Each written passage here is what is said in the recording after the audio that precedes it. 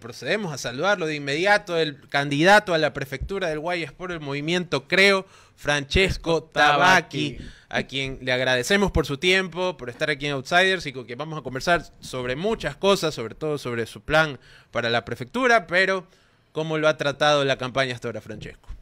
Muy buenos días, gracias por la entrevista, gracias por el espacio. Me tratan muy bien, siempre es grato recorrer la ciudad de Guayaquil y recorrer la provincia, sea en campaña o sea en cualquier actividad gremial o personal. Bueno, han pasado cosas en el país en general, pero particularmente para el movimiento que usted va a representar, para Creo, que es el movimiento del gobierno. Esta semana ha sido movida en relación a la consulta popular. ¿Usted qué piensa de las preguntas de la consulta? ¿Tiene alguna postura particular? Me imagino que bastante afín, ¿no? ¿O qué pregunta le añadiría también para el movimiento, para la agricultura, más que nada, que usted ha dominado? Es verdad, espero que hayan más preguntas. Por supuesto que sí. Creo que puede ser buena la interactividad con la ciudadanía, que el gobierno escuche lo que piensa la gente, lo que piensa el país en general, que escuche lo que piensa y necesita la provincia del Guayas. Evidentemente las preguntas son buenas, son interesantes, pero pueden haber más y pueden haber mejores. A mí sí me gustaría ver en los próximos días algo que esté relacionado estrictamente a la producción, no solo producción pecuaria o agropecuaria, sino producción en general, ¿no? Pero vamos a ver, esto está en manos del gobierno y todos tenemos fe en que hagan las cosas bien. Bueno, pasa algo curioso con la prefectura, Francesco, y es que si bien es cierto, toda la labor de un prefecto está casi que en su totalidad enfocada a la ruralidad de la provincia, el voto como tal, o la mayoría del voto se enfoca en la gran urbe que es Guayaquil. Siempre se dice, para ganar la prefectura necesitas ganar Guayaquil. ¿Cómo está manejando a nivel de campaña esto, tomando en cuenta que tiene que venderle a una ciudadanía urbana las necesidades de una población rural? Cuando uno quiere servir, no se trata de vender una idea, se trata de entender la necesidad que existe, en este caso la necesidad de los guayaquileños. Y son varias. Estamos angustiados con la seguridad, estamos sin empleo, estamos con hambre, estamos con mala nutrición y exigimos muchas cosas. A veces decimos que no son de nuestra competencia y a veces sí son de nuestra competencia. Entonces, lo que tenemos que enfocarnos es en poder servir a los guayaquileños, no en ir a buscar el voto. Si el voto viene, ok, y si no, vamos a servirlos. Entonces, hay que plantear ideas y hay que decir cómo las podemos resolver, cómo le podemos resolver el problema a los guayacenses y a los guayaquileños. Y el voto va a llegar en el momento en el que los guayaquileños, que son inteligentes, puedan conocer a todos los candidatos y que puedan compararlos. Entonces en el debate, básicamente. Claro. ¿No? Porque va a haber en el debate y fuera del debate, porque hay espacios como este, a donde todos van a poder exponer sus ideas y no solo decirle a la gente lo que la gente quiere escuchar, sino cómo sabemos resolver los problemas, si es que sabemos resolver los problemas, y eso lo va a tener que evaluar la ciudadanía. La provincia tiene muchas necesidades, la ruralidad también, pero pareciera que al menos la gestión actual de la prefectura del Guayas, liderado por Susana González, se enfoca nomás en el tema del dragado. ¿Cuál es la postura de Francesco Tabaqui respecto al dragado? ¿Va porque va bajo la gestión de Francesco Tabaqui? No va. Bueno, está clara que mi postura es que primero es lo urgente, lo emergente y después lo necesario. El dragado es necesario hacerlo, pero no es urgente. A nosotros la pandemia nos cambió la forma de pensar de muchas cosas. Nos demostró que hay cosas que son importantes y hay cosas que son urgentes. Y el dragado no es una urgencia. Tiene una urgencia, tiene una emergencia de empleo y una emergencia de alimentación. Y ahí hay que atacar. El dragado es importante, pero lo podemos postergar 2 años. No va a pasar nada si hemos esperado 50 años. Claro. Más importante es nuestra gente.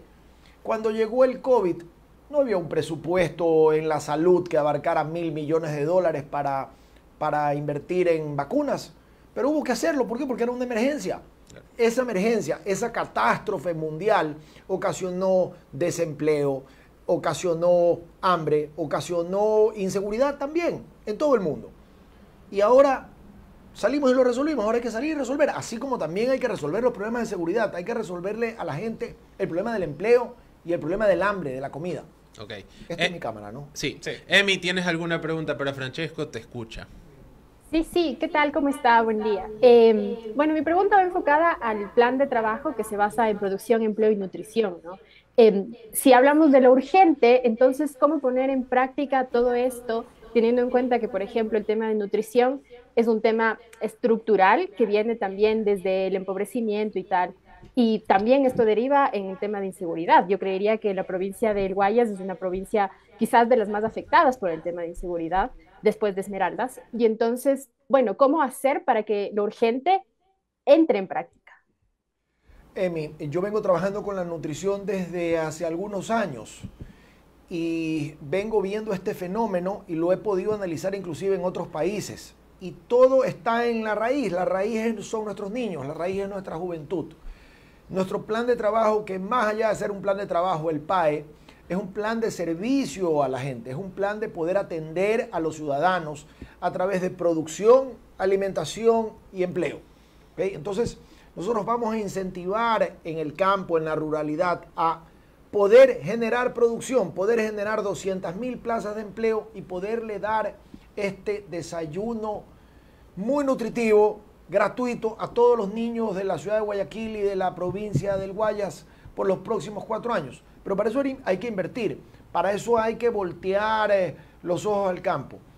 También hay que invertir en vialidad, también hay que invertir en seguridad. Ya tenemos un plan de seguridad que muy pronto lo vamos a sacar a la luz, muy interesante.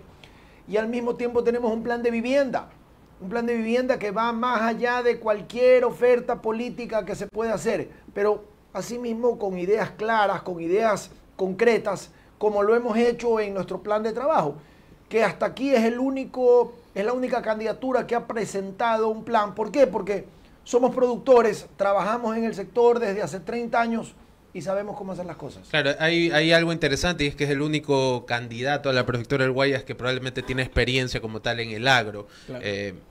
Por eso mismo viene mi siguiente pregunta, tomando en cuenta que conoce las necesidades del agro a profundidad.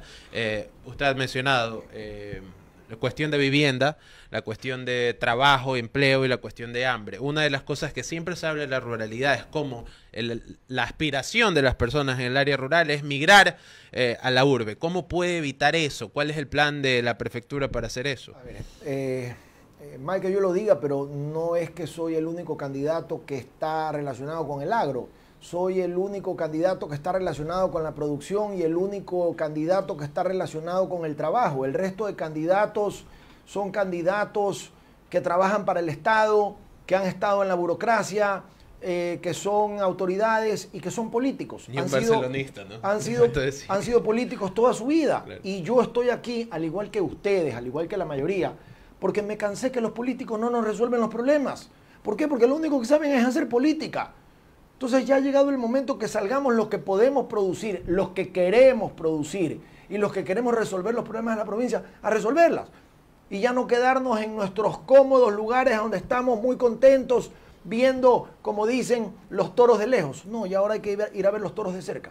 Hay que ir a resolver los temas de la producción. ¿Cómo vamos a alejar los problemas? Produciendo, generando empleo, generando alimentación, generando que nuestros chicos puedan alimentarse. Ok, pero digamos, volviendo un poco a la pregunta que hacía, ¿cuál es el plan ya específico para evitar que, por ejemplo, los jóvenes del agro tengan que venir a la ciudad a buscar oportunidades? Que las oportunidades estén allá. Los jóvenes del agro ya no son solo los jóvenes. La edad promedio en el campo está la edad promedio laboral en el campo está sobre los 45 años. Los chicos están migrando en efecto a las ciudades principales como Guayaquil en busca de sueños, en busca de oportunidades que no llegan, que no las encuentran. ¿Pero por qué? Porque allá no encuentran el empleo, allá no encuentran el bienestar, allá no encuentran la comodidad del buen vivir. En el momento que les generemos buenas vías, carreteras, colegios, conectividad, empleo, salud, seguridad, va a pasar lo contrario. Vamos a querer ir al campo a producir y a invertir. Y ahí es donde está nuestra riqueza. Nuestro país es un país rico, pero nuestra provincia del Guayas es la provincia más grande, más productiva y más rica y no genera empleo y genera hambre. Entonces, para mí es inaudito, para mí que estoy en el sector productivo, no es correcto que la provincia más grande y más productiva tenga gente desempleada y gente con hambre. Pero ¿por dónde se empieza ahí? Es decir, ¿cuál es el primer plan? Digamos, Francesco te va a guiar a la prefectura, ¿qué ejecuta el primer día? El primer plan es ir a sembrar 20.000 hectáreas que va a generar 200.000 plazas de empleo, con lo cual vamos a generar los alimentos, vamos a generar los desayunos baratos para el alcance de los chicos. Y paralelo a eso, con lo que siempre ha hecho prefectura y ha dejado de hacer desde hace muchos años, como son las vías, como es la educación, los colegios, ahora la conectividad, etcétera. Hablemos un poco del tema de seguridad.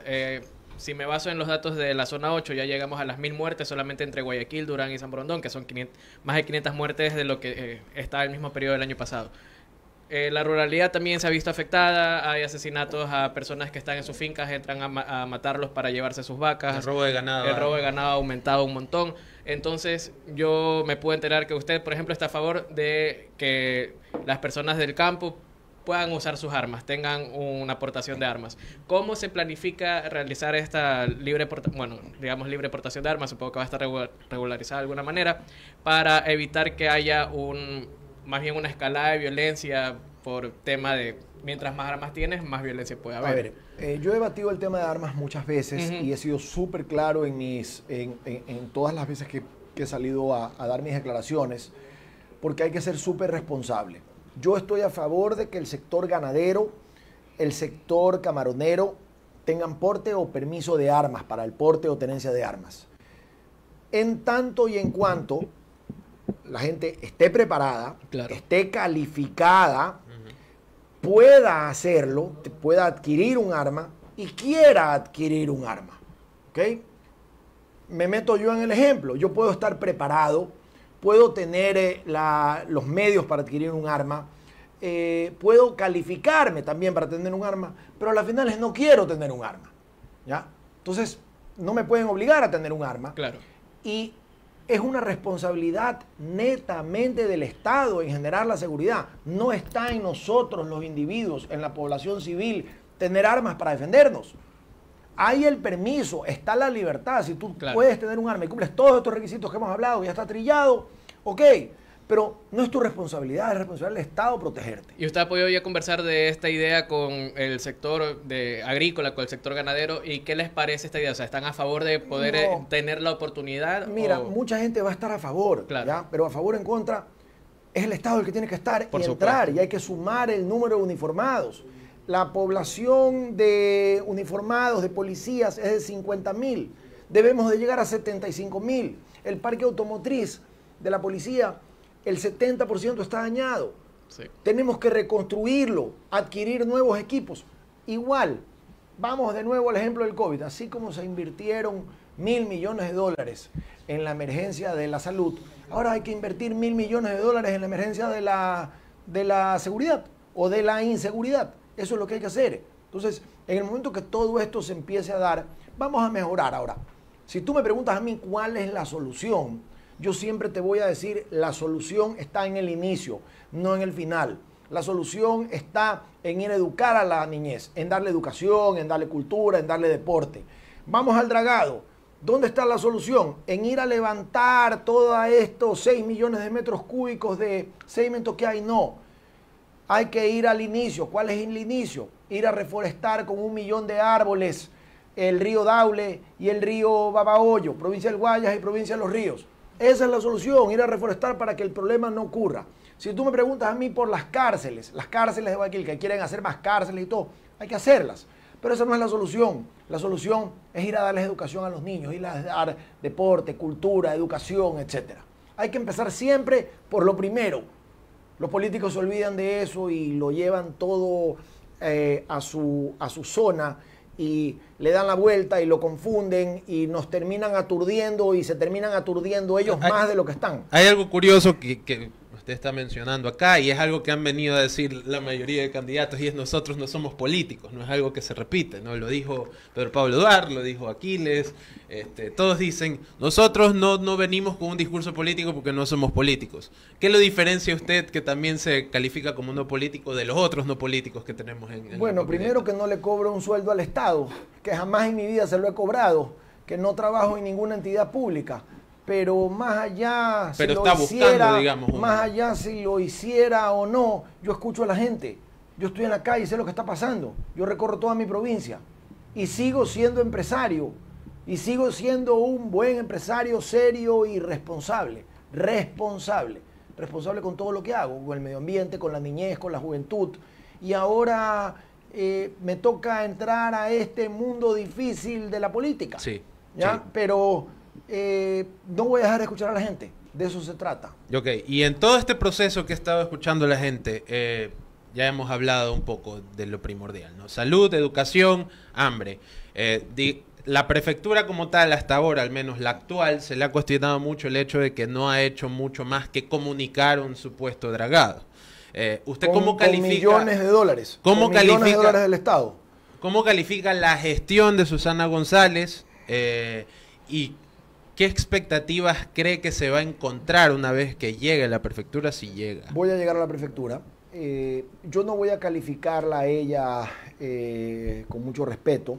Creo que muchas de las prefecturas, gobiernos autónomos, etcétera, han tenido problemas desde la pandemia. Creo que la pandemia tuvo que hacer que muchos improvisaran. Pero mi provincia está abandonada. Esa es la realidad. La provincia está totalmente abandonada. Usted ve 600 kilómetros de carreteras principales y faltan otros 5.000 kilómetros de vías de segundo, tercero, cuarto, quinto orden. Sí, los caminos vecinales están destrozados. Que están destrozados, Claro. están destrozados. Y usted sale de adentro de los pueblos, como decimos nosotros en el campo, y nos encontramos que lo único que hay son paredes pintadas de publicidad política. Y eso sí es competencia, poder gastar plata en publicidad. Y además que en Después de haber salido del COVID, después de que nuestros hermanos se están muriendo de hambre, de que nuestros niños no tienen que comer, de que nuestros hermanos no tienen empleo en una provincia tan rica como esta, vernos que se gastan millones de dólares en publicidad. Yo no estoy de acuerdo, ni lo voy a estar y lo voy a combatir.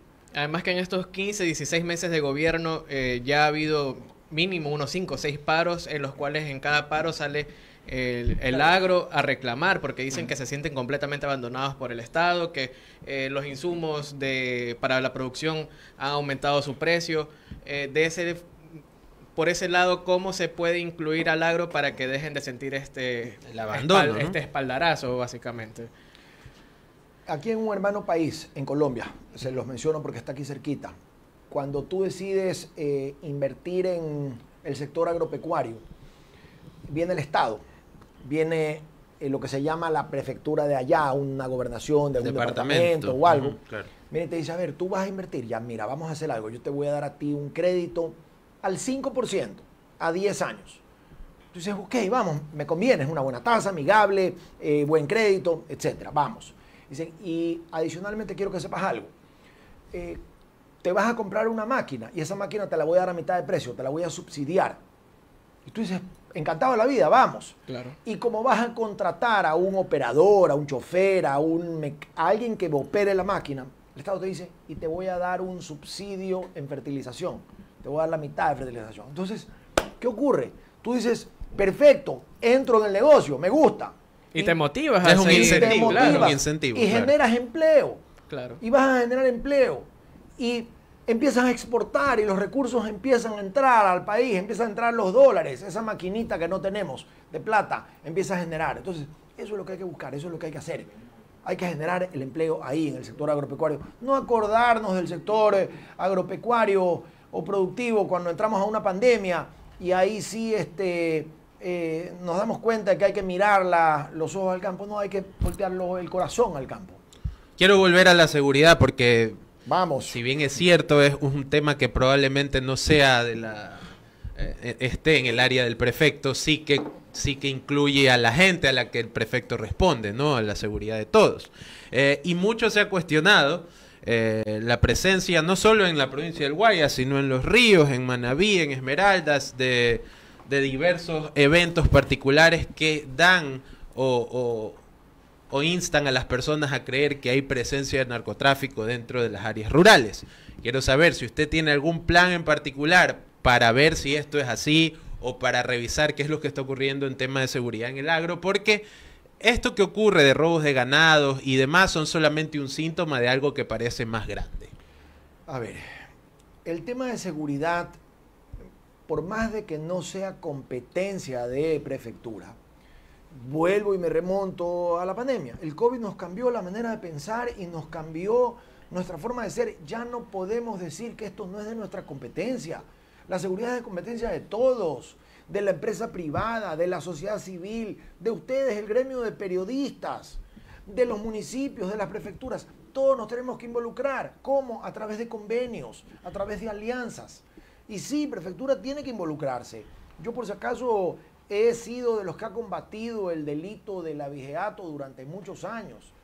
Y el delito del abigeato se ha reducido un poco porque los delincuentes, los abigeos, como se les dice, han encontrado un negocio más rentable que robarse una vaca, y es el del microtráfico. Eso ocurre en los cantones. Eso está ocurriendo, es una realidad. Pero hay que ir a combatirla. ¿Y cómo hay que ir a combatir? Hay que meter más ojos, más oficiales, como yo les digo yo, incrementar el número, mandar a la ruralidad, a nuestros agentes del orden, y empezar a hacer un levantamiento, y empezar a controlarlo. Pero conmigo eso de que no es de su competencia, todo eso se acabó. Aquí todo es competencia de todos en este país. Si no, este país, vamos a ver quién termina apagando el switch y cerrando la puerta. Okay. ¿Quién se despide? Emilia tiene una pregunta de Guito. Emilia, te escuchamos. Sí. Justo en torno a este tema de la seguridad, bueno, tengo como dos preguntas puntuales.